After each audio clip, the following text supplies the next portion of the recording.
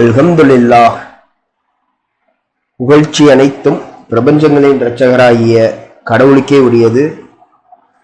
அவரை தவிர வேறு தெய்வம் இல்லை என்று சாட்சியம் பகர்கின்றவனாக இந்த ஜும்மாவின் முதல் உரையை ஆரம்பம் செய்கின்றேன். இன்ஷா அல்லாஹ் இந்த ஜும்மாவுக்கு சூரா 32 அத்தியாயம் 32ல சிரம்பணிதல் அப்படிங்கிற அத்தியாயத்துல இருந்து சில வசனங்களை பார்ப்போம். மிக்க அருளாளர் மிக்க கருணையாளர் ஆகிய கடவுளின் பெயரால். அலிஃப் லாம் மீம்.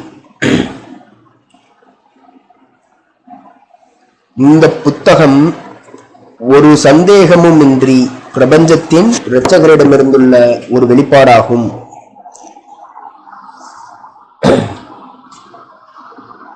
இந்த புஸ்தகம் அதாவது குர்ஆனை சொல்றாங்க,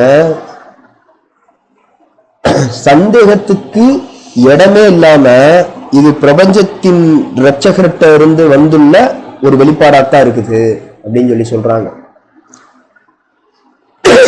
இப்ப இந்த குர்ஆன்லயே நீங்க பாத்தீங்கன்னா எல்லாமே இருக்கும். அறிவியல், அறிவு சார்ந்த அறிவியல் அப்படிங்கிறது அறிவு பிளஸ் இயல். அரசியல்னா அரசு பிளஸ் இயல்னு சொல்றோம்ல, அது மாதிரி அறிவியல்னா அறிவு பிளஸ் இயல். எந்த ஒரு விஷயத்தையும் உங்களுடைய அறிவுக்கு உட்படுத்தி அதை சரிகண்டு தெரிந்து கொள்வது அப்படிங்கிறது தான் அறிவியல் அப்படிங்கிறதோட பொருள்.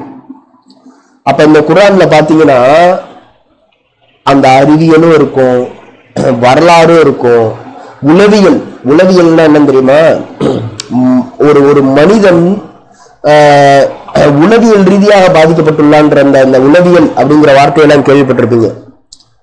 உள்ளத்துல இருந்து என்ன நினைக்கிறான், என்ன நினைப்பான், எப்படி யோசிப்பான் அப்படிங்கறதெல்லாம் உளவியல் அப்படிங்கிற அந்த ஒரு கேட்டகரிக்குள்ள வரும். என்ன சிந்திப்பான், இந்த மாதிரி சிச்சுவேஷன்ல ஒரு பெரும்பாலான மனிதர்கள் என்ன சிந்திப்பாங்க, காசு அதிகமா வந்துருச்சுன்னா அவங்களுடைய ஆட்டிடியூடு பெரும்பாலான மனிதர்கள்ட்ட எப்படி இருக்கும், ஒரு நம்பிக்கையாளருடைய உளவியல் எப்படி இருக்கும், ஒரு நம்ப மறுப்பவருடைய உளவியல் எப்படி இருக்கும், இப்படி எல்லா விஷயங்களையுமே இந்த குர்ஆன் தன்னகத்தே கொண்டுள்ளது. அதாவது அதுக்குள்ள இருக்குது, அறிவியல் இருக்குது, வரலாறு இருக்குது. வரலாறையும் நீங்க ஆய்வு பண்ணி பார்த்துக்கலாம், அந்த வரலாறுலாம் உண்மைதானா அப்படிங்கிறத. உளவியல் இருக்குது. இது எல்லாமுமே இந்த புஸ்தகத்துல இருக்குது. இப்ப இந்த புத்தகம் சந்தேகத்திற்கு இடமில்லாததா இருக்குது. உங்களுக்கு அந்த சந்தேகம் இருந்துச்சு, சந்தேகம்ங்கிறது எப்படி அப்படின்னா மனிதனுடைய இயல்பே சந்தேகம் தான். அந்த சந்தேகத்திலேயே ஒரு ரொம்ப தவறான சந்தேகம்னு ஒண்ணு இருக்குது. அதைதான் கடவுள் இந்த இடத்துல கண்டனம் செய்யறாரு. ஆக்சுவலா இந்த முதல் கட்ட சந்தேகம்னு ஒண்ணு, அதுலதான் கேள்விகள்லாம் நம்மளுக்கு உலகம் வரும். அது பிரச்சனை இல்லை. ஆனா அப்படி வந்துருச்சு, அப்படி கேள்விகள் வந்துருச்சு அப்படின்னா அதை தீர்த்துக்கங்கன்னு சொல்றாரு. இந்த குர்ஆனை வச்சு அலசி ஆராய்ஞ்சு பாருங்க. ஏன் இந்த குர்ஆனை அவர்கள் ஆராய்ந்து பார்க்காது இருக்கின்றனர்? இவர்கள் இந்த குர்ஆனை ஆராய்ந்து பார்க்க வேண்டாமா? அவர்களுடைய மனங்களில் பூட்டுக்கள் இருக்கின்றவனெல்லாம் கேட்பாரு. அதுக்கெல்லாம் என்ன அர்த்தம் அப்படின்னா, இந்த குர்ஆன் கேள்விகளின் அடிப்படையில நீங்க புரிஞ்சுக்கிற வேண்டிய ஒரு புஸ்தகமா இருக்குது. கேள்விகள் கேட்டு கேட்டு கேட்டு கேட்டுதான் இந்த குர்ஆனை நீங்க புரிஞ்சுக்கிற முடியும். கேள்விகளே இல்லாம உங்களால பயணிக்க முடியாது. அப்படி கேள்விகள்லாம் கேட்டு நீங்க பாத்தீங்கன்னு வச்சுக்கோங்களேன், உங்களுக்கு அந்த கேள்வி ஞானம் இல்லை அப்படின்னா, யாருக்கு கேள்வி ஞானம் இருக்கோ அந்த கேள்விகளை எல்லாம் எடுத்து நீங்க இந்த குர்ஆன்ல அப்ளை பண்ணி பாத்தீங்கன்னா இந்த குர்ஆன் ஒரு அற்புதமான புஸ்தகமா தெரியும். அதாவது சந்தேகத்திற்கு இடமில்லாத ஒரு புத்தகமா இருக்கும். எந்த ஒரு புஸ்தகம்னு நீங்க பாத்தீங்கன்னா, இப்ப ஒரு மனிதன் எழுதிய புஸ்தகம்லாம் நீங்க பாத்தீங்கன்னா பல முரண்பாடுகளை உள்ளடக்கியதா இருக்கும். அது முக்காலத்திற்கும் பொருந்தக்கூடிய விஷயங்கள் அதுல இருக்காது. கண்டிப்பா அவங்க இதுல இருந்து இந்த சாரத்துல இருந்து எடுத்து எழுதினா மட்டும்தான் அது முக்காலத்துக்குரிய ஒரு விஷயங்கள் அதுல இருக்கும். ஒரு மனுஷன் எழுதுற புஸ்தகமா இருந்தா முக்காலம்னா என்னது? இறந்த காலம், நிகழ்காலம், வருங்காலம். இந்த குர்ஆன்ல இறந்த காலத்தையும் இருக்குது, இறந்த காலத்துக்கும் இந்த குர்ஆன் பொருந்தும், நிகழ்காலத்துக்கும் இந்த குர்ஆன் பொருந்தும், வருங்காலத்துக்கும் இந்த குர்ஆன் பொருந்தும். அப்படிப்பட்ட ஒரு புஸ்தகமா இருக்குதுங்கிறத நீங்க தெரிஞ்சுக்கணும் அப்படின்னா நீங்க அலசி ஆராய்ச்சி பார்க்கணும். நீங்க சந்தேகப்படக்கூடாது அப்படிங்கிற. சந்தேகப்படக்கூடாதுன்னா சந்தேகம் இருந்துச்சுன்னா தீர்த்துக்கங்கன்னு அர்த்தம். கேள்விகள் இருந்துச்சுன்னா அதை தீர்த்துக்கங்க. இந்த குர்ஆனை அலசி ஆராய்ச்சி பார்த்தீங்கன்னா அது தீர்ந்துருங்கிறாரு. இப்போ உதாரணத்துக்கு 5:101 வசனத்துல சொல்றாருல்ல, நீங்கள் இந்த குர்ஆனின் ஒளியில் விடை தேடினால் சில விஷயங்களை பற்றி கேட்டுக்கொண்டு இருக்காதீர்கள், அதை ஒரு காலகட்டத்துக்கு முன்னாடியே அது வெளிப்படுத்தப்பட்டுருச்சுன்னா உங்களுக்கு தீங்கு லட்சணம், நீங்க அது தெரிஞ்சுக்கணும்னு விரும்புனீங்கன்னா இந்த குர்ஆன்ல இருந்து நீங்க படிச்சீங்கன்னா கடவுள் கற்றுக் கொடுப்பாரு அப்படிங்கிறாரு. அப்ப இந்த குர்ஆன்ல கடவுளுடைய வார்த்தையா இருக்கிற இந்த குர்ஆன்ல நீங்க என்ன செய்யணும்னா அலசி ஆராய்ந்து பார்த்தீங்கன்னா அப்ப உங்களுக்கு தெரியும் இந்த குர்ஆன் ஒரு சந்தேகமும் இன்றி 2வது வசனம் அது 32ல, இந்த புத்தகம் ஒரு சந்தேகமும் இன்றி பிரபஞ்சத்தின் இரட்சகரிடமிருந்துள்ள ஒரு வெளிப்பாடாகும் அப்படிங்கிறது. அப்ப கேள்வி ஞானம் வேணும், அலசி ஆராய்ச்சி பார்த்தீங்கன்னா அப்ப தெரியுது எவ்வளவு அற்புதமான ஒரு புஸ்தகம்ங்கிறது. உங்களுடைய உளவியல் ரீதியா நீங்க என்ன சிந்திப்பீங்க, இந்த சூழல்ல நீங்க என்ன யோசிப்பீங்கன்றது உட்பட இந்த குர்ஆன்ல இருக்குது. நாத்திகம் பேசுறான்ல, கடவுளே இல்லைன்னு சொல்றான்ல, அவன் கூட நான் கேட்டிருக்கிறேன், நான் அந்த மாதிரியான ஒரு ஆள்கிட்ட கேட்டிருக்கிறேன். அவர்லாம் சொல்றது என்ன அப்படின்னா, இந்த குர்ஆனை அலசி ஆராய்ஞ்சு பார்த்துட்டு இருக்குதுதான், அதுல ஒரு உளவியல் விஷயங்கள்லாம் குர்ஆன்ல இருக்குதுதான், அதுக்காக அது கடவுள்கிட்ட இருந்து வந்ததுன்னு நான் சொல்ல மாட்டேன் அப்படின்பாரு. அப்ப இருக்குதுங்கிறத அவங்க கூட ஒத்துக்கிடுவாங்க. ஏன் அவங்க ஒத்துக்கிறாங்க அப்படின்னா அவங்க அலசி ஆராய்ஞ்சு பார்த்துருக்காங்க. அப்ப அந்த உளவியல் ரீதியான விஷயங்கள் தர்க்கத்திற்கிடமின்றி இந்த குர்ஆன்ல ஒரு சின்ன சந்தேகத்துக்கு கூட இடம் இல்லாம இந்த குர்ஆன்ல அந்த உளவியல் ரீதியான விஷயங்கள் ஆணித்தரமா இருக்குது. அறிவியல் ரீதியான விஷயங்கள் இருக்குது, உளவியல் ரீதியான விஷயங்கள் இருக்குது, வரலாற்று விஷயங்களும் இருக்குது. சோ இந்த குர்ஆன் அப்படிப்பட்ட ஒரு புஸ்தகமா இருக்குது, சந்தேகத்துக்கு இடமில்லாத ஒரு புஸ்தகமா இருக்குது. அவர்கள் கூறினர், அவர் இதனை புனைந்து கொண்டார், உண்மையில் இது உன் இரட்சகரிடமிருந்துள்ள சத்தியமாகும். உனக்கு முன்னர் ஒரு எச்சரிப்பவரை ஒருபோதும் பெற்றிருக்காத மக்களை எச்சரிப்பதற்காக அவர்கள் வழிகாட்டப்பட்டவர்களாக இருக்கும் பொருட்டு. 32ல 3வது அத்தியாயம் 3வது வசனம் சொல்றாங்க, அவங்க சொல்றாங்க அவர் இதனை புனைந்து கொண்டார், அவரா எழுதிக்கிட்டாரு அப்படின்னு சொல்றாங்க. அவரா எழுதிக்கிட்டு, அதனாலதான் நான் இதுக்கு முன்னாடியே சொன்னேன், ஒரு முகம்மதா இதை எழுதியிருந்தாரு அப்படின்னா இதுல எக்கச்சக்கமான முரண்பாடுகள் நம்ம பார்த்திருக்கணும். ஒரு மனிதன் எழுதின ஏதாவது ஒரு புஸ்தகம் முக்காலத்திற்கும் பொருந்தக்கூடிய விஷயங்களை உள்ளடக்கிய, முக்காலம்னா என்னன்னு தெரியுமா, அதாவது நீங்க நிகழ்காலத்தை விட்டுருங்க, இறந்த காலத்தை கூட விட்டுருங்க, இதெல்லாம் உங்க மனசுல பெருசா பாதிப்பை ஏற்படுத்தாது. ஆனா வருங்காலத்துல வர விஷயத்த 1400 வருஷத்துக்கு முன்னாடி இந்த குர்ஆன்ல இருக்குது, அதெல்லாம் நம்ம பார்த்தது தானே. ஒரு இப்ப இந்த செஞ்சுரியில தான் கண்டுபிடிக்கிறாங்க, ஒரு லிமிட்டுக்கு மேல போயிட்டா ஆக்சிஜன் இருக்காது அப்படிங்கறதெல்லாம் ஒரு குறிப்பிட்ட நாட்களுக்கு அப்புறம் தான் கண்டுபிடிக்கிறாங்க. நிறைய விஷயத்த இப்ப உலகம் தட்டையானது அப்படின்னு நம்பிக்கிட்டு இருக்கிறாங்க. ஆனா குர்ஆன் தான் சொல்லுது உலகம் தட்டையானது கிடையாது, அது ஒரு முட்டை வடிவிலானது அப்படிங்கிறத தஹாஹா அப்படிங்கிற வார்த்தை யூஸ் பண்ணிருப்பாங்க அந்த இடத்துல. அப்ப அதை எது சொல்லுது அப்படின்னா குர்ஆன் தான் சொல்லுது. இதை ஒரு மனுஷர் எழுதிக்கிட்டாரு, முகமதே எழுதிக்கிட்டாருன்னா இதை எப்படி சொல்ல இயலும்? 1400 வருஷத்துக்கு அப்புறம் தான் விஞ்ஞானமே வளர்ச்சி அடையுது. அப்பத்தான் நீ கண்டே பிடிக்கிற இது உலகம் ஒரு முட்டை வடிவிலானது அப்படிங்கிறத அப்பத்தான் நீ கண்டே பிடிக்கிற. அதுக்கு முன்னாடி வரைக்கும் உலகம் தட்டை வடிவிலானதுன்னு நம்பிக்கிட்டு இருந்தாங்க. பைபிளிக்கல் இதுல நீங்க எடுத்து பாத்தீங்க அப்படின்னா அவங்களுடைய நம்பிக்கை, பைபிள் அப்படி இருக்குதாங்கிறது நம்மளுக்கு தெரியல, ஆனா அவங்களுடைய நம்பிக்கை எப்படி இருந்துச்சுன்னா உலகம் தட்டையானதுன்னு இருந்துச்சு. குர்ஆன் தான் அதை தீர்த்து வைக்கிறது, உலகம் முட்டை வடிவிலானதுன்ட்டு. அந்த தட்டை வடிவிலானதுங்கிறத ஒரு சயின்டிஸ்ட் இந்த குர்ஆன்லாம் வந்ததுக்கு அப்புறம் தான் அவர் சொல்றாரு, இந்த குர்ஆன் ஏதாவது உலகம் தட்டை வடிவிலானது கிடையாது, முட்டை வடிவிலானது, இப்படித்தான் குர்ஆன் உலகம் இருக்குது அப்படின்றத சொல்லும் போது அவரை பிடிச்சி என்ன செஞ்சுட்டாங்கன்னா நீ பைபிளுக்கு அகைன்ஸ்டா பேசுறான்னு சொல்லி ஜெயில போட்டு சாகிற வரைக்கும் அவர் ஜெயில இருந்தார். அவர் ஜெயிலே இருந்து செத்து போயிட்டார் அந்த உண்மையை சொன்னதுக்காக. அப்ப இந்த குர்ஆன் அவ்வளவு அக்யூரேட்டா சொல்லுது, சயின்ஸ அவ்வளவு அக்யூரேட்டா சொல்லுது. கருவியலை பத்தி குர்ஆன் சொல்லுது. கருவியல் ஒரு விந்தணு உள்ளக்க போய் அது எப்படி தரிக்குது அப்படிங்கிறத ஸ்டெப் பை ஸ்டெப்பா குர்ஆன் சொல்லுது. ஸ்டெப் பை ஸ்டெப்பா இருக்கும் அந்த வசனம். ஒரு வசனத்துல உள்ளக்க போகுது, அதுக்கடுத்து அது வளர்ச்சி அடையுது, அதுக்கடுத்து அது கனம் கூடிக்கிட்டே போகுது, அதுக்கடுத்து ஒரு பற்கடி அளவு அது ஒரு வளர்ச்சி அடைந்த கருவா மாறுது அப்படிங்கறதெல்லாம் ஸ்டெப் பை ஸ்டெப்பா சொல்லிக்கிட்டே போவார். அந்த கருவியலை 1400 வருஷத்துக்கு முன்னாடி இருந்த ஒரு மனிதன் எப்படி சொல்லியிருக்க முடியும்? எப்படி சொல்லியிருக்க முடியும்? அவர்கள் கூறினர், இதனை அவர் புனைந்து கொண்டார். புனைதல்ல எப்படி அந்த உண்மை வரும்? நானா இப்ப கற்பனை பண்ணி ஒண்ணு சொல்றேன் அப்படின்னா அதுல பொய் இருக்கலாம், உண்மை இருக்கலாம். இவ்வளவு அக்யூரேட்டான உண்மை இருக்காது. அப்ப அது எப்படி இருக்கும்? அந்த கருவியல் எப்படி இருக்கும்? 1400 வருஷத்துக்கு முன்னாடி அது எப்படி இருக்கும்? இப்ப இப்படி எல்லாம் சிந்திச்சு பாத்தீங்க அப்படின்னா முகமது அப்படிங்கிற ஒரு நபர் இதனை புரிந்து கொள்ளவில்லை அப்படிங்கிறது நம்மளுக்கு தெளிவா தெரியும். உண்மையில் இது உன் இரட்சகரிடமிருந்துள்ள சத்தியமாகும்.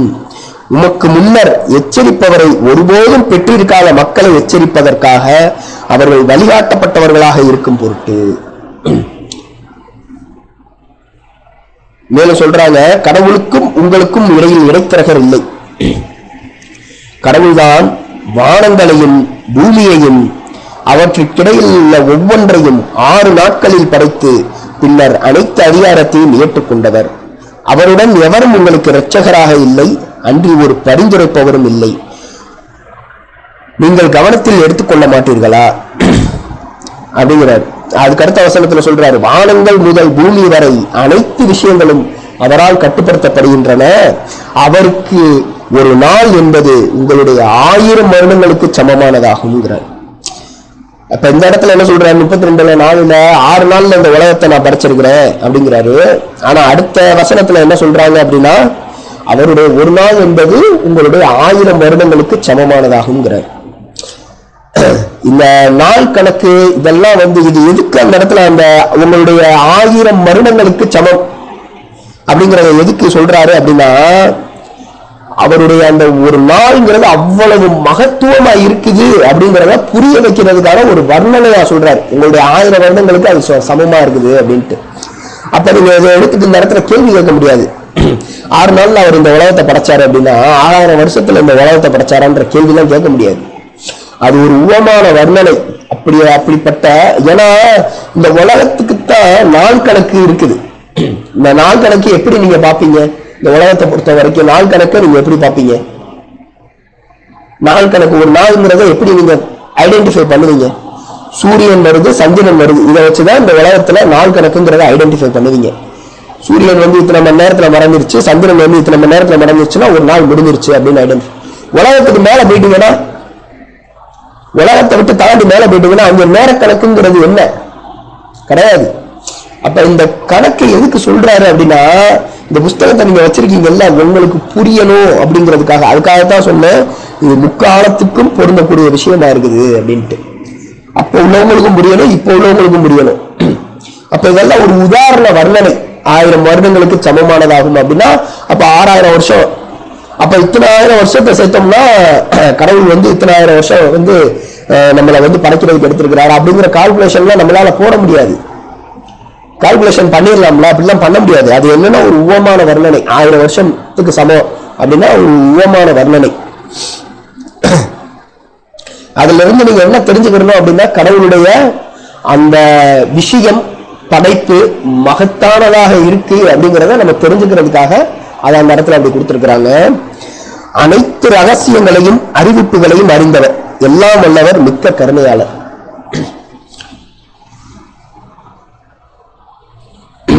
அவர்தான் மானிடனின் துவக்கம். அவர் படைத்த ஒவ்வொன்றையும் பூரணப்படுத்தினார். மேலும் மானிடனின் படைப்பை களிமண்ணிலிருந்து துவக்கினார். அவர் படைச்ச ஒவ்வொன்றையும் அவர் பூரணப்படுத்துறாரு. உதாரணத்துக்கு பெர்ஃபெக்ட்டா இருக்குது, ஒவ்வொன்றுமே பூரணப்படுத்துறாரு அப்படின்னா என்ன அர்த்தம்? பூரணப்படுத்துதல் அப்படின்னா பெர்ஃபெக்ட்டா மாத்தி குடிக்கிறது. இப்ப உதாரணத்துக்கு உங்க காலுடைய அசைவுகள் இருக்குதுல்ல, இந்த ஒரு வாட்ஸ்அப்ல ஒரு வீடியோ எல்லாம் பார்த்ததுதான். அந்த காலுடைய அசைவுகளை பாத்தீங்கன்னா அது அவ்வளவு பெர்ஃபெக்ட்டா இருக்கும். அவ்வளவு பெர்ஃபெக்ட்டா நீங்க நடக்கிறீங்கல்ல, அந்த நடக்கும்போது அந்த கால் எப்படி மூவ் ஆகுதுங்கிறத நீங்க கவனிச்சு பாத்தீங்கன்னா அது அவ்வளவு பெர்ஃபெக்ட்டா இருக்கும். அதுக்குள்ள என்னென்ன அந்த எலும்பு கூட இடையில என்னென்னலாம் லிக்யூட் சுரக்கும், என்னென்னலாம் அந்த தசையை அதை பிடிச்சி இழுத்து இருக்குது அப்படிங்கறதெல்லாம் நீங்க பாத்தீங்கன்னா அவ்வளவு ஆச்சரியமா இருக்கும். இப்ப வரைக்கும் அறிவியல்ல முன்னேறிட்டோம், நவீனமான அறிவியல்னு சொல்லிக் கொள்ளக்கூடிய இந்த மனிதர்கள் இருக்காங்கல்ல, அந்த மாதிரி நடக்கக்கூடிய ஒரு காலையோ, அந்த மாதிரி இப்ப நம்ம கண்ணு பார்க்கறது இல்லையா, அந்த மாதிரி பார்க்கக்கூடிய ஒரு கண்ணையோ அவங்களால படைக்க முடியல. காது செவிடா போயிருச்சுன்னா இப்ப வரைக்கும் ஒரு மிஷின் கிடையாது. அந்த மிஷின்ல கேட்டா கூட நீங்க இந்த காதுல கேட்கிற மாதிரியான துல்லியம் அந்த மிஷின்ல கேட்கும்போது இருக்காது. இவ்வளவு வருடங்களை கடந்த மனிதர்கள் இன்ன வரைக்கும் அவ்வளவு பெர்ஃபெக்டா உன்னை கண்டுபிடிக்க முடியல, அதுக்கு இணையா உன்னை கண்டுபிடிக்க முடியல. அதுதான் அவர் சொல்றாரு, ஒவ்வொன்றையும் அவர் பூரணப்படுத்தினார், பெர்ஃபெக்டா ஆக்கியிருக்கிறார். பின்னர் குறிப்பிடப்பட்டதொரு தாழ்ந்த திரவத்தின் மூலமாக அவனுடைய இனவெருக்கியை அவர் துறந்தார். அவர் அவனை உருவமைத்தார், மேலும் தன்னுடைய ஆவியிலிருந்து அவனுக்குள் ஊதினார். மேலும் அவர் உங்களுக்கு செவிப்புலன், பார்வை மற்றும் மூளைகளை கொடுத்தார். அரிதாகவே நீங்கள் நன்றியுடையவர்களாக இருக்கின்றீர்கள். ஒரு சின்ன துளியிலிருந்து வரக்கூடிய அந்த உயிரை நீங்க கவனிச்சு பாத்தீங்கன்னா, அதெல்லாம் நம்மளுக்கு ஒரு பெரிய அத்தாட்சியாகவும் அற்புதமாகவும் இருக்கும். ஒண்ணுமே இல்லாத ஒரு துளியில இருந்து அந்த உயிர் வருது அப்படிங்கும் போது அது வளருது, அது ஒரு 30 வயசு ஆகுது, 40 வயசு ஆகுது, அது சிந்திக்குது, அது பேசுது, அப்படிங்கிறது ஒரு அதிசயமான ஒண்ணு. ஆனா அதெல்லாம் நம்மளால அதிசயமாவோ அற்புதமாவோ பார்க்க முடியல. ஏன் பார்க்க முடியல? இப்ப அதை பார்த்துட்டு நம்ம பிரமிச்சு ஒரு மனுஷன்ட்ட நான் போய் சொல்றேன், நான் அதை பார்த்துட்டு இதெல்லாம் யோசிக்குதுடா அப்படின்ட்டு அந்த குழந்தைய பார்த்துட்டு சொல்றேன், இது யோசிக்குது, இது இப்படிலாம் செய்யுது அப்படிங்கும் போது அவன் சொல்றான், அது மனுஷன் தானே, அப்படித்தான் இருக்கும், அப்படித்தான் செய்யும், அதான் மனுஷன் தானே, அது என்ன நாய்க்குட்டியா அப்படி. அது அவ்வளவு அற்புதமா இருக்குதுங்கிறது சில பேரால் அதை உணர முடியும், ஆனா சில பேரால் அதை உணர முடியாது. ஏன் அப்படின்னா நம்ம அதை அடிக்கடி பார்த்து பழகிட்டோங்கிறது ஒரு காரணமா இருந்தாலும், கடவுள் என்ன சொல்றாங்கன்னா, அவர்களுடைய இதயங்கள் கடினமாகி விட்டன அப்படிங்கிறார். அவங்களுடைய இதயங்கள்ல அது பெருசா அற்புதமாவே தெரியாது, எவ்வளவு பெரிய அற்புதத்தை பார்த்தாலும் அது பெரிய அற்புதமாவே தெரியாது. அதை பார்த்து பார்த்து பழகிருக்கும்ல. ஒரு செடி அந்த விதையில இருந்து வர்றது எவ்வளவு பெரிய அற்புதமா இருக்குது. அதெல்லாம் பார்த்து பார்த்து பழகினதுனால நம்மளுக்கு அது எப்படி இருக்குது அப்படின்னா ஒரு சாதாரண விஷயமா இருக்குது. ஆனா அதை நீங்க பார்க்க வேண்டியது எப்படின்னா ஒரு அற்புதமாக பார்க்கணும். அது ஒரு அற்புதமா பார்க்கணும். அது உங்களுக்கு அது உள்ளக்க போய் உட்காரணும், அவ்வளவு பெரிய விஷயம் அது. ஆனா நம்மளால அப்படி பார்க்க முடியல, ஏன்னா நம்ம மனசு அவ்வளவு கடினமாகி போயிருக்குது. அதை சரி செய்யக்கூடிய ஆற்றல் வாய்ந்த ஒரே ஒருத்தர் யாருன்னா கடவுள் மட்டும்தான். இப்ப உதாரணத்துக்கு சொல்றாருல்ல, இறந்த நிலம் அதை கடவுள் உயிர்ப்பிக்கின்றார்.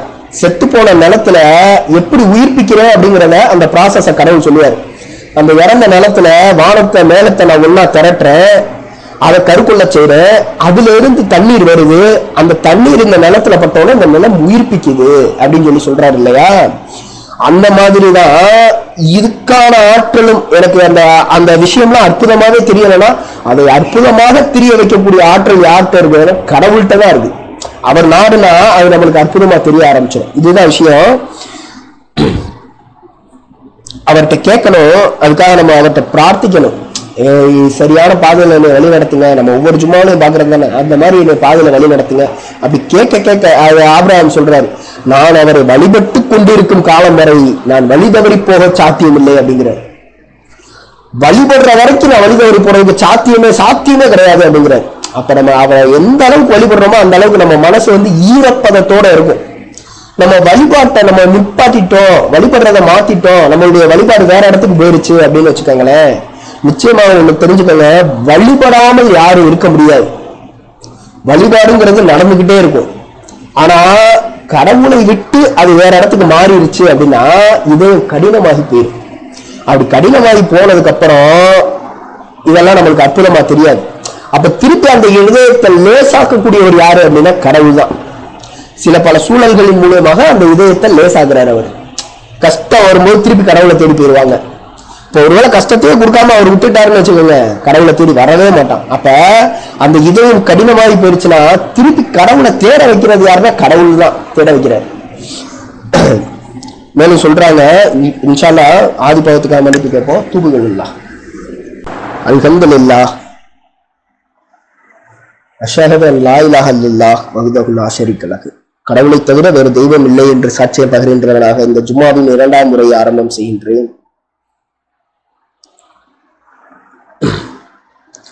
அவர் அவனை உருவமைத்தார், மேலும் தன்னுடைய ஆவியிலிருந்து அவனுக்குள் ஊதினார்.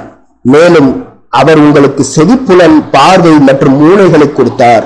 அரிதாகவே நீங்கள் நன்றியுடையவர்களாக இருக்கின்றீர்கள் அப்படிங்கிறார். அவர் கடவுள் மனசுல உருவமா ஆக்கி அதுல இருந்து செவிப்புலன், பார்வை மற்றும் மூளையை கொடுத்தது சிந்திச்சு தெரிஞ்சுக்கணுங்கிறதுக்காகத்தான். எதை தெரிஞ்சுக்கணுங்கிறதுக்காக? இப்ப அதுக்கு அடுத்த வசனத்திலே, அதுக்கு அடுத்த வார்த்தையிலே அதுக்கு பதில் சொல்றாரு. அரிதாகவே நீங்கள் நன்றியுடையவர்களாக இருக்கின்றீர்கள். நீங்க இப்ப ஒருத்தருக்கு நன்றி அப்படின்றத சொல்லும் போது எந்த கட்டத்துல சொல்லுவீங்க? ஒருத்தருக்கு தேங்க்ஸ் சொல்றீங்க, அதை எப்ப சொல்லுவீங்க? உங்களுக்கு ஒரு உதவி தேவைப்படுது, அந்த உதவியை உங்களால செஞ்சுக்கிற முடியாது, அதை செஞ்சுக்கிற முடிஞ்சா நீங்களே செஞ்சுக்கிறீங்கல்ல. சோ அந்த மாதிரி உதவியை உங்களால செஞ்சுக்கிற முடியாது. அப்ப இன்னொருத்தன் அந்த உதவியை செய்யறான், செய்யும் போது நீங்க நன்றி சொல்லுவீங்க. இப்ப இந்த விஷயம் முழுக்க முழுக்க நடந்தது யாரால? இன்னொருத்தரால. கரெக்டா? அப்ப நீங்க நன்றி சொல்றீங்க. இந்த நன்றிங்கிற வார்த்தையை அப்பதான் நீங்க யூஸ் பண்ண முடியும். உங்களால முடியல, இன்னொருத்தர் செஞ்சு கொடுத்தாரு அப்படிங்கும் போது நீங்க நன்றி சொல்றீங்க. கரெக்டா? இங்க கடவுள் அதை சொல்றாரு, அரிதாகவே நீங்கள் நன்றியுடையவர்களாக இருக்கின்றீர்கள். உங்களால எதுவுமே முடியாது, ஒவ்வொன்றையும் அவர் செஞ்சு கொடுத்தாரு.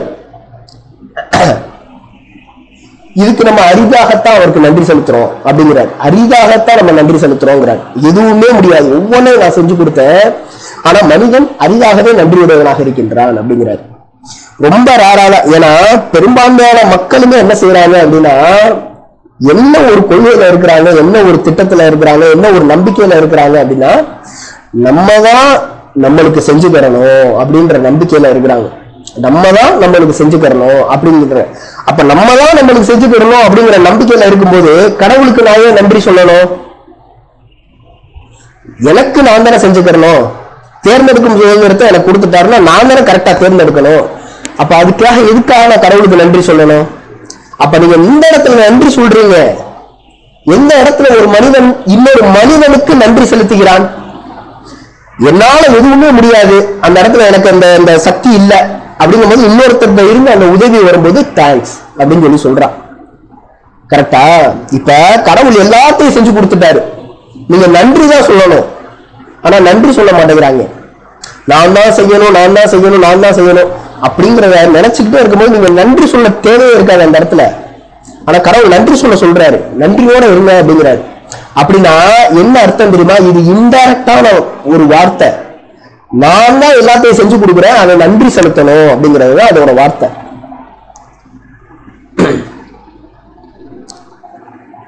ஒவ்வொரு வார்த்தைகளுக்கும் பின்னால எவ்வளவு ஆழ்ந்த விஷயங்கள் இருக்குது அப்படிங்கிறத நம்ம கவனிச்சு பார்க்கணும். நல்லா குர்ஆனை எடுத்தோமா, மேலோட்டமா படிச்சோமா நீங்க போய்கிட்டே இருந்தீங்கன்னா கடவுள் எப்படி கத்துக் கொடுப்பாரு அப்படின்னா, மேலோட்டமாவே கத்துக் கொடுத்து முடிச்சுட்டு போயிடுவாரு, இவ்வளவுதான் விஷயம் அப்படின்னு சொல்லிட்டு போயிடுவாரு. ஆனா ஆழ்ந்த விஷயங்களை உங்களால தெரிஞ்சுக்கிற முடியல அப்படின்னா நீங்க சரியான பாதையில இருக்கிறீங்கிறது நம்மளுக்கு சந்தேகமாயிரும். அதனால கடவுள்கிட்ட அதை கேட்டுக்கிட்டே இருக்கணும். நம்ம அவர்கள் வியக்கின்றனர். பெரும்பாலான ஜும்மாக்களுக்கு நம்ம பயான்லாம் பண்றாங்க அப்படின்னா கேள்விகளை கேட்க மாட்டேங்கிறாங்க. தவறான விஷயங்கள் முன் வச்சா கூட, இப்ப நான் பண்ணின முன்னாடி நான் மேல பண்ணின ஜும்மால நிறைய ஜும்மால பாத்தீங்கன்னா பல விஷயங்கள் தவறான விஷயங்களை எல்லாம் நான் சொல்லியிருக்கிறேன். தவறான விஷயங்கள்னா அது அப்ப நடைமுறையில அறிவியல் ரீதியான ஒரு விஷயமா இல்லை, ஆனா நான் அது அறிவியல் ரீதியான விஷயம்தான்றதெல்லாம் சொல்லியிருக்கிறேன். சொல்லும் போது யாருமே கேள்வி கேட்கல. ஏன் கேட்கல? ஏன் கவனிக்கல? இப்ப இந்த வசனத்தை எதுக்காக சொல்றாரு? மேலும் அவர் உங்களுக்கு செவிப்புலன், பார்வை மற்றும் மூளைகளை கொடுத்தாரு அப்படிங்கிறாருல. ஏன் கவனிக்கல? ஏன் கேட்கல? ஏன்னா நம்ம இதே நான் உங்கள்கிட்ட ஒரு 10,000 நான் வாங்கிட்டு, ஒரு 15,000 நான் வாங்கிட்டு, அல்லது உங்கள்கிட்ட ஒரு 50,000 நான் வாங்கிட்டு, உங்களுக்கு எது பெரிய தொகையா இருக்குமோ அதை நான் உங்கள்கிட்ட இருந்து வாங்கிட்டு வாழ்க்கையில முன்னேறது எப்படின்னு நான் கத்துக் கொடுக்குறேன் அப்படின்னு சொல்லி உங்களுக்கு இப்படி பிசினஸ்ல இன்வெஸ்ட் பண்ணணும்னு நான் சொன்னேன்னு வச்சுக்கோங்களேன், நீங்க அதை காது கொடுத்து கேட்பீங்க, அதை பயங்கரமா அனலைஸ் பண்ணுவீங்கன்னா அதை எப்படி இதெல்லாம் வருமா, அப்ப இதுல எல்லாம் இந்த கேள்வி எல்லாம் வருது அப்படிங்கறத யோசிச்சு கேள்வி கேட்பீங்க. ஆனா நான் குர்ஆனை வாசிக்கும் போது யாருமே அந்த கேள்வியை கேட்கல. ஏன் கேட்கல? அப்ப அந்த 50,000க்கு கொடுக்கிற ஒரு மதிப்பையும் அந்த 50,000 மூலமாக உங்களுக்கு கிடைக்கக்கூடிய ஒரு செய்தியின் மதிப்பையும் விட இந்த குர்ஆன் உங்களுக்கு கீழே இருக்கா? கேள்விகள் கேட்கணும். தர்க்கங்கள் வந்தாலும் பரவாயில்ல, வானங்கள் வந்தாலும் பரவாயில்ல, அழகிய முறையில நம்ம செஞ்சு அதுக்கான விடையை நம்ம அனலைஸ் பண்ணணும். இதுக்காகத்தான் இந்த பிறப்பு. இதை நீங்க செய்யவே இல்லை அப்படின்னா நம்ம அதுக்கு மதிப்பு கொடுக்கலன்னு அர்த்தம். நான் ஒரு ஒரு காசுக்கு கொடுக்குற மதிப்பை இப்ப இவர் போய் ஒரு இதுல இன்வெஸ்ட் பண்றாரு, ஒரு இடம் வாங்குறதுல, ஒரு அபார்ட்மெண்ட் வாங்குறதுல இன்வெஸ்ட் பண்றாரு. அப்படி இன்வெஸ்ட் பண்ணும்போது அவர் 1008 கேள்வி கேட்கிறார், 1008 விஷயத்தையும் சரி பார்க்கிறார், 1008 ப்ரொசீஜர்ஸையும் எல்லாத்தையுமே சரி பார்க்கிறாரு சலிப்படையாம. ஆனா குர்ஆன்ல இருந்து ஏதாவது ஒரு விஷயத்த சொன்னோம்னா அதை சலிப்பு தட்டுது. ஏன்னா மறு உலகை விட இந்த வாழ்வுக்கு முன்னுரிமை கொடுத்தவர்களா, நான் என்ன உண்மைதான் சொல்றேன், நான் ஒண்ணு யோக்கியம் கிடையாது, முன்னுரிமை கொடுத்தவர்களா நம்ம இருக்கிறோம். அப்படி இருக்கக்கூடாது. அது ரிஸ்க். அது ரிஸ்க்ங்கிறத விட அது டேஞ்சர். ரிஸ்க்னா கூட ஏதோ ஒரு வாய்ப்பு இருக்குதுன்னு அர்த்தம். ஆனா இப்படி இருந்தீங்கன்னா அது டேஞ்சர், அது ஆபத்து. அதனால என்ன நடக்குது, என்ன சொல்றாங்க அப்படிங்கறத நல்லா கூர்ந்து கவனிங்க. அதுல இருந்து கேள்விகள் வந்துச்சுன்னா தாராளமா கேளுங்க. உங்களுக்குள்ள நீங்களே கேளுங்க, அது கருத்தை வச்சவங்கள்ட்ட கேளுங்க. கேள்விகள் கேட்கணும்.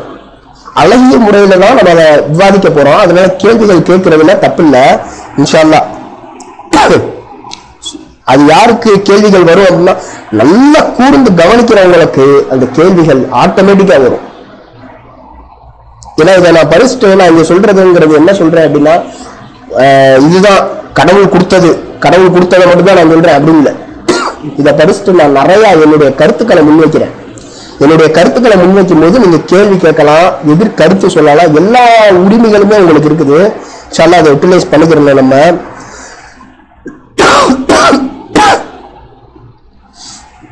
கூறும் 32:11 வசனத்துல சொல்றாங்க, உங்களுக்கென பொறுப்பேற்றுள்ள அந்த வானவரால் நீங்கள் மரணத்தில் ஆழ்த்தப்படுவீர்கள், பின்னர் உங்கள் இரட்சகரிடமே நீங்கள் திருப்பப்படுவீர்கள் அப்படிங்கிறார்.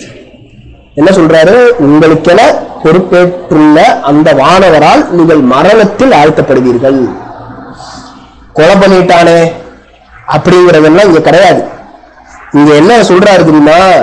உங்களுக்குன்னு ஒரு வானவரை நான் பொறுப்பு வச்சிருக்கிறேன், உங்க நேரம் முடிஞ்சவனா அந்த வானவர் உங்களை மரணத்துல ஆழ்த்திடுவாரு அப்படின்னு சொல்றாரு. கொலை பண்ணிட்டா அதனால செத்துட்டாங்கிற கான்செப்டே இங்க வராது. குர்ஆன்ல அது கிடையவே கிடையாது. கொலை பண்ணதுனால செத்துட்டான். ஒரு அந்த நேரம் வந்துருச்சுன்னா ஒரு வானவர் இருப்பாங்க, அவங்க உயிரை ஒண்ணு அடிச்சு எடுப்பாங்க, அல்லது நம்பிக்கையாளர்களா இருந்தா ரொம்ப இலகுவான முறையில எடுப்பாங்க. வான்னு சொன்னா அது வந்துடும், இலகுவான முறையில அதை எடுப்பாங்க. இது வானவர் செய்யறாரு அப்படிங்கறத இந்த குர்ஆன்ல இந்த வசனம் சொல்லுது. இந்த இடத்துல கொலைக்கோ கொள்ளைக்கோ எதுக்குமே வேலை கிடையாது. வானவர் கடவுள் நாடுறாரு, அந்த இடத்துல வானவர் உயிரை பிரிக்கிறார், முடிஞ்சு போச்சு. மிகவும் தாமதம். குற்றவாளிகள் தங்களுடைய இரட்சகரின் முன் அவருடைய தலைகளை குனிந்து கொண்டு இருக்கும் போது மட்டும் நீர் காண முடிந்தால், எங்கள் இரட்சகரே, இப்போது நாங்கள் பார்த்து விட்டோம், மேலும் நாங்கள் கேட்டு விட்டோம், எங்களை திருப்பி அனுப்புகிறாக, அப்போது நாங்கள் நன்னறியாளர்களாக இருப்போம். நான் பார்த்துட்டேன், கேட்டுட்டேன், என்னை திருப்பி அனுப்புங்க, இப்ப நான் நன்னறியாளராக இருப்பேன், இப்போது நாங்கள் உறுதிப்பாட்டினை அடைந்து விட்டோம்னு சொல்றாங்க. யாரு? குற்றவாளிகள் தங்களுடைய இரட்சகரின் முன் அவருடைய தலைகளை குனிந்து கொண்டு இருக்கும்போது மட்டும் நீ காண முடிந்தால் அப்படிங்கிறார். அப்படி தலையை குனிஞ்சுக்கிட்டு இருக்கும்போது நீ பாத்தீங்கன்னா அப்பயும் அவன் என்ன சொல்றான்? நான் இது எல்லாத்தையும் பார்த்துட்டேன், எல்லாத்தையும் கேட்டுட்டேன், எனக்கு நீ என்ன ஒரு வாய்ப்பு கொடுத்தீங்கன்னா நான் சரியா இருந்துடுவேன். சரியா இருக்க முடியாதுங்கிறத உணர்றதுக்கு தாண்டா அவனுக்கு வாய்ப்பு. நீ அதுல நீ உன்னுடைய சுயத்தை வச்சு நீயா சரியா இருந்துட முடியும்னு நீ நினைச்சில, அது உன்னால முடியாதுங்கிறத காமிக்கிறதுக்கு தான் இந்த வாய்ப்பை கொடுத்தேன். நீ திரும்பி என்ன கேட்கிறேன்னா, திரும்பி என்னை அனுப்பி நான் சரியா இருந்து காட்டுறேன்னு நீ கேட்கிற.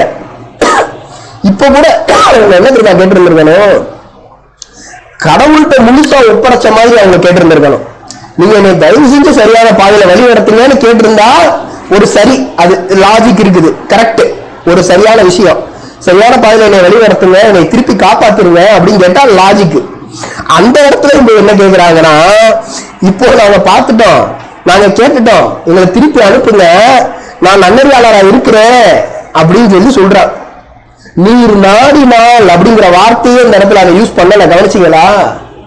நீர் நாடினால். நீங்க கடவுள் என்ன சொல்றாரு? இன்ஷா அல்லாஹ்னு சொல்லாம எந்த ஒண்ணையும் நீங்க நாளைக்கு செய்வேன் அப்படின்றதெல்லாம் சொல்லாதீங்கன்னு சொல்றாரு. ஆனா இந்த குற்றவாளிகள் அங்கேயும் போய் என்ன செய்யறானா, இன்ஷா அல்லாஹ்ங்கிற வார்த்தையை சொல்லாமலே நீ என்னை அனுப்பினா நான் நல்லவனா இருந்து காட்டுவேங்கிறான். அப்ப இது எவ்வளவு மோசமானது. நீர் நாடினால்ங்கிறது இந்த இடத்துல வந்திருக்கணும், அதை சொல்லி இருந்திருக்கணும், ஆனா சொல்லல. 32:13 சொல்றாரு, நாம் நாடி இருந்தால் ஒவ்வொரு ஆத்மாவுக்கும் அதனுடைய வழிகாட்டலை நம்மால் கொடுத்திருக்க இயலும். ஆனால் ஜின்கள் மற்றும் மானிடர்கள் ஆகிய அனைவரையும் ஒன்று சேர்த்து நரகத்தை நான் நிரப்புவேன் என்று முன்னர் ஏற்கனவே தீர்மானிக்கப்பட்டு விட்டதுங்கிறார். இதோட விளக்கத்தை நான் உங்களுக்கு என்னால முடிஞ்சிச்சுன்னா இன்னொரு நாள் நீங்க கேட்கறதுக்கு கடவுள் நாடி இருந்தார்னா அதை நான் அப்போ உங்களுக்கு இன்ஷா அல்லாஹ் சொல்றேன். இந்த நாளை நீங்கள் மறந்து விட்டதன் விளைவுகளை சுதையுங்கள். இப்போது நாம் உங்களை மறந்து விட்டோம். உங்களுடைய சொந்த செயல்களுக்கு பிரதிபலனாக நிரந்தரமான தண்டனைக்கு நீங்கள் உள்ளாகிவிட்டீர்கள். இந்த இடத்துல எது இடிக்குது எல்லாருக்குமே? அப்ப 32:14 உங்களுடைய சொந்த செயல்களுக்கு பிரதிபலன் அல்லாஹ் சொல்றாரு அப்படின்னு சொல்றாங்க. அது ஏன் சொல்றாரு? ஏன்னா இந்த வாழ்க்கையில மட்டும் இல்ல, இதுக்கு முன்னாடி இருந்த வாழ்க்கையில மனுஷன் என்ன கேட்டான் அப்படின்னா, நீங்க என்னை அனுப்புங்க நான் சரியா இருந்துக்கிறேன் அப்படின்னு சொல்லி கேட்டான். ஓ நீ சொந்தமா சரியா இருந்துக்கிறேன்னு சொல்றியா அப்படின்னு சொல்லிதான் கடவுள் இங்க அனுப்புனாரு. இங்க அவனால சொந்தமா முயற்சி செய்யறான், எல்லாமே செய்யறான், ஆனா அவனால சரியா இருக்க முடியலங்கிறத ஒத்துக்கிறல. திருப்பியும் அங்க போய் நான் சரியா இருந்து காமிக்கிறேன் அப்படின்னு சொல்றான். நீ தானே செய்யணும்னு நீ நம்புற, அப்ப இதெல்லாம் ஓ காரியம் என்ன அப்படின்னு சொல்லி கடவுள் கொடுத்துட்ட. இதெல்லாம் நீ செஞ்சதுக்கான கூலிதான். அப்ப நீயே வச்சுக்க, நீயே ருசி, உன்னுடைய சொந்த செயல்களுக்கான பிரதிபலன நீயே ருசி. கடவுள் நாட்டம், கடவுள் நாடினால் காட் இஸ் ரன்னிங் எவ்ரிதிங்ன்றத தெரிஞ்சுக்கிட்டு இருந்தா அந்த காரியங்கள் எல்லாத்தையுமே கடவுள் மன்னிச்சிடுறேங்கிற அந்த காரியத்துக்குள்ள முதல்ல அனுமதிக்கவே மாட்டாரு. அவங்க இந்த சிறிய வரம்பு மீறல்கள்லாம் செய்வாங்க அப்படிங்கறதெல்லாம் சொல்றாருல. நம்பிக்கையாளர்களா இருந்தாலுமே நல்லையாளர்களா இருந்தாலுமே ஒரு சிறிய வரம்பு மீறல்களையோ ஒரு சிறிய குற்றங்களையோ அவங்க செய்வாங்க. அதெல்லாம் இல்லாம ஆக்கிடுவேங்கிறார். கரெக்டா? அவங்க யாரு? கடவுள் தான், கடவுளுக்குத்தான் எல்லா சக்தியும் இருக்குதுங்கிறத நம்பிக்கை கொண்டு விட்ட மக்களுக்கு அப்படி ஆக்கிடுவேங்கிறார். ஆனா இத நான் சொந்தமா செய்யணும்னு சொல்றான். நீ சொந்தமா செய்யணும்னு சொல்றீங்களா, அப்ப செய்ய அப்படின்னு சொல்லி கொடுத்தாரு. அவனால செய்ய முடியல. இதை நான் முன்னாடியே சொன்னேன், நீ கேட்கல, உனக்கு போய் அனுபவி. இதுதான் விஷயம். இது நான் இப்ப சொல்றது உங்களுக்கு மேபி புரியாம இருக்கலாம். ஒருவேளை உங்களுக்கு புரியல, திரும்ப என் கேள்வி கேளுங்க, நான் உங்களுக்கு பதில் சொல்றேன். அதுக்கான விளக்கத்தை நான் திரும்ப கொடுக்குறேன் இன்ஷா அல்லாஹ். 32:15 சொல்றாங்க, மெய்யாகவே நமது வெளிப்பாடுகள் மீது நம்பிக்கை கொண்ட ஒரே மக்கள் யார் என்றால் அவற்றை செவி மடுக்கும் போது சிறப்பணிந்து விடுபவர்களே ஆவார். அவர்கள் ஆணவம் எதுவும் இன்றி தங்கள் இரட்சகரை துதிக்கவும் புகழவும் செய்கின்றனர். பக்தி உணர்வு மற்றும் ஆவலான எதிர்பார்ப்பின் மேலீட்டால், இந்த வசனத்தை நல்லா கவனிச்சீங்கன்னா தெரியும் உங்களுக்கு. பக்தி உணர்வு மற்றும் ஆவலான எதிர்பார்ப்பின் மேலீட்டால் தங்களுடைய இரட்சகரை வழிபடுவதற்காக அவர்களுடைய விழாப்புறங்கள் உவப்புடன் தங்களுடைய படுக்கைகளை துறக்கின்றன. மேலும் அவர்கள் நம்முடைய வாழ்வாதாரங்களில் இருந்து அவர்களுக்குரியதில் இருந்து அவர்கள் தர்மம் செய்வார்கள். இது எதையுமே அவங்க செய்யறாங்கிறத சொல்லல. நல்லா கவனிச்சீங்கன்னா, நம்முடைய வெளிப்பாடு மேல நம்பிக்கை கொண்ட ஒரே மக்கள் யாரு அப்படின்னா, அவற்றை செவி மடுக்கும் போது அவங்களுக்கு தன்னால கண்ணீர் வந்துடும். அப்படி ஒரு உணர்ச்சி பெருக்கு தன்னால வந்துடும். அது அவங்களுடைய கண்ட்ரோல்ல எல்லாம் இருக்காது. அழுதுகிட்டே அப்படி சிரமணிஞ்சிருவாங்க. அது அவங்க அந்த இதை கேட்கும் போது அவங்களுக்கு தன்னால அது நடக்கும். கிறிஸ்தவ சபையில எல்லாம் நீங்க போய் பாத்தீங்கன்னா சில பேர் அப்படி செய்வாங்க. அதுக்கு பேர் தான் நான் சொல்றேன் உளவியல் அப்படின்னு சொல்லி சொன்னேன். இந்த குர்ஆன் இருக்குதுன்னா இது உளவியலை பேசுதுன்னு சொல்லி சொன்னேன்ல, இந்த இடத்துல அந்த உளவியலை சொல்லுது. அப்படி செஞ்சிருவாங்க, இயல்பாவே அது வந்துடும் அவங்களுக்கு. அவங்க செய்யணும்னு நினைச்செல்லாம் செய்ய மாட்டாங்க. அதை கேட்ட உடனே இரட்சகருடைய மகத்துவம் இவ்வளவு பெருசா இருக்குதா. இப்ப உதாரணத்துக்கு எனக்கு ஒரு வசனத்தை பார்க்கும்போது நான் முன்னாடி எல்லாம் தன்னால கண்ணுல தண்ணி வந்துடும். மோசஸ் போறாரு, மலை மேல ஏறி நின்று என் ரட்சகரே நான் உங்களை பார்க்கணும் அப்படின்னு சொல்லி கேட்கிறாரு. இந்த கண்ணுக்குள்ளே நான் உங்களை உட்படுத்தணும்னு கேட்கிறாரு. எவ்வளவு பெரிய அறியாமை அது. கடவுளை இந்த கண்ணுக்குள்ளதான் நான் உட்படுத்தணும் பார்க்கணும் அப்படின்னு சொல்லி கேட்கிறாரு. மலை மேல நின்று இந்த கண்ணுனால இப்படி செவத்தை இப்படி இந்த செவர் இருக்குது இல்லையா, செவரை இப்படி போய் நின்று பாத்தீங்கன்னா இந்த செவரையை முழுசா பார்க்க முடியாது. தெரியுமா உங்களுக்கு? செவர் பக்கத்துல போய் நின்று இப்படி செவரை பாத்தீங்கன்னா உங்களால முழுசா செவரையை பார்க்க முடியாது. ஆனா அவர் கேட்டது என்ன தெரியுமா? கடவுளே நான் உங்களை முழுசா பார்க்கணும் அப்படின்னு சொல்லி கேட்கிறாரு. உங்களை நான் பார்க்கணும் அப்படிங்க. நீ என்னைய பார்க்க முடியாது, நான் அந்த மலைக்கு என்னை வெளிப்படுத்துறேன். அந்த மலை அந்த இடத்துல இருந்துச்சுன்னா நீ என்னைய பார்க்கலாம் அப்படின்னு சொல்லிட்டு அந்த மலைக்கு ஒரு சிறிது வெளிப்படுத்துறாரு. அந்த மலை நொறுங்கிடுது. அவர் மயங்கி விழுந்துடுறாரு. இவர் கேட்டாரு அப்படிங்கிறது ஒரு பக்கம் இருந்தாலும் அது எவ்வளவு அறியாமையான ஒரு விஷயம். ஒரு முட்டாப்ப கேட்கிற மாதிரியான ஒரு கேள்வி அது. அதை கேட்டா கூட அதை முட்டாள்தனமா கேட்கிறாங்கிறதுல அந்த இடத்துல கிடையாது. அவனுக்கு அதை காட்டணும் அப்படிங்கிறதுக்காக அவர் இறங்கி வந்து அதை காட்டுறாரு. அப்படி அவர் பெருந்தன்மை அந்த இடத்துல நினைச்சு பார்க்கும்போது தன்னால கண்கள்ல எனக்கு தண்ணீர் வரும். இதை நான் நினைக்க முடியுமா? நானா அழுகணும் அப்படின்னு நினைச்சா அது வருமா? அது வராது. அது தன்னால வந்துச்சு. ஆனா இப்ப அதே வசனத்தை படிச்சா வரமாட்டேங்குது. இதுதான் அந்த விஷயங்கிறது. நீங்க நம்மளா முயற்சி பண்ணலாம் அதை வர வைக்க முடியாது. இப்ப அடுத்த வசனத்துல என்ன சொல்லாரு அப்படின்னா, பக்தி உணர்வு மற்றும் ஆவலான எதிர்பார்ப்பின் மேலிட்டால் தங்களுடைய இரட்சகரை வழிபடுவதற்காக அவருடைய விழாப்புறங்கள் உவப்புடன் அவருடைய படுக்கைகளை துறக்கும். இதுல அவங்க செய்யறாங்கன்னு வரல. பக்தி உணர்வும் அவளான எதிர்பார்ப்பு இருந்துச்சு அப்படின்னா அவன் தன்னால அவனுடைய விழாப்புறம் இருக்குதுல அது மேல வந்துருச்சோம். காலையில ஃபஜ்ர் தொழுகைக்கு தூங்கிக்கிட்டு இருக்கும் போது, லுகர் தொழுகைக்கு நீங்க தூக்கிக்கிட்டு இருந்தீங்கன்னா, அசர் தொழுகைக்கு நீங்க தூக்கிக்கிட்டு இருந்தீங்கன்னா, தன்னால அந்த பக்தி உணர்வு மற்றும் ஆவலான எதிர்பார்ப்பு மேலீடு அவனுக்கு இருந்துச்சு. ஆவலான எதிர்பார்ப்புலாம் அதிகமா இருந்துச்சு அப்படின்னா தன்னால அது மேல வந்துடும். அதை அவன் பிடிச்சு நிப்பாட்ட தேவையில்லை, அதை செய்யணும்னு நினைக்க தேவையில்லை, அது தன்னால நடக்கும் அப்படிங்கிறார் இந்த இடத்துல. மேலும் நம்முடைய வாழ்வாதாரங்களில் அவர்களுக்குரியதில் இருந்து அவர்கள் தர்மம் செய்வார்கள். அவங்க கொடுக்கக்கூடியவங்களா இருப்பாங்க. அந்த கொடுக்கும் போது உவப்போட கொடுப்பாங்க. இன்ஷா அல்லாஹ் இதோட இந்த உரையை முடிச்சுக்கிறேன். தொழுகைக்கு ஆயத்தமாவோம். அக்கிமு ஸலாத்.